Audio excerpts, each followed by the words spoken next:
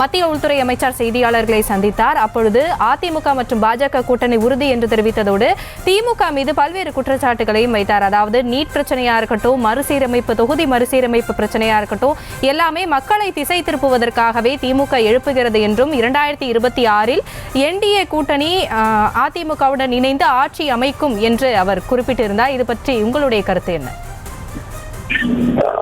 வணக்கங்க. நாங்க கடந்த காலத்துல தொடர்ச்சியாக எடப்பாடி பழனிசாமி தலைமையிலான அந்த குழுவுக்கு நாங்க சொல்லியிருந்தது, தங்கள் கொடியிருக்கிற பேரறிஞர் அண்ணாவின் படத்தை எடுத்து விடுங்கள், அதற்கு பதிலாக பாஜகவின் தலைவர் அமித்ஷாவின் படத்தை வையுங்கள், இது அதிமுக அல்ல, அதற்கு மாறாக அமித்ஷா திமுக.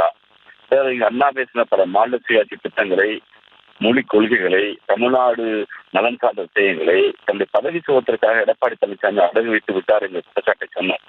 எடப்பாடி பழனிசாமி அவர்கள் கடந்த ஒரு 2 ஆண்டுகளுக்கு முன்பு பாஜக கூட்டணியை விட்டு வெளியே வந்தபோது சொன்னார், மாவட்ட செயலாளர் கூட்டத்தில் பேசி முடிவெடுக்கப்பட்டது, இனிமேல் பாஜக ஒரு கூட்டணி இல்லை என்று.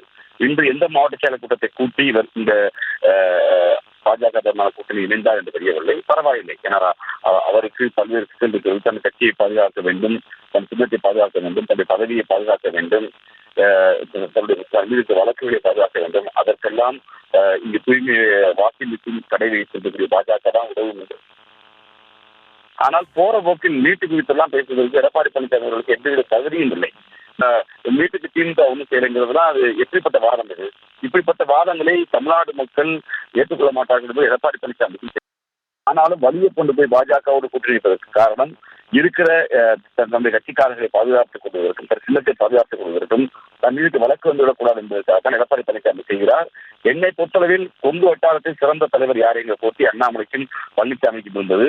அதில் அண்ணாமலை என்கிற அந்த நபர் வீழ்த்தப்பட்டிருக்கிறார். பழனிசாமி என்கிற நபர் ஒரு கொங்கு வட்டார தலைவராக மாறியிருக்கிறார். அவர்கள் எழுதி வைத்துக் கொள்ள வேண்டும். கொங்குவாழ் மக்கள் இருக்கக்கூடிய எல்லா சமூக மக்களும் முத்துவேல் கருணாநிதி என்கிற அன்பு தலைவர் வெளிவந்து நீண்ட நாள் ஆகிவிட்டது. ஒரு வட்டார வழக்கு சண்டையில் அண்ணாமலை குடித்துவிட்டு பழனிசாமி வென்றிருக்கார் என்பதுதான் நடக்கிறது.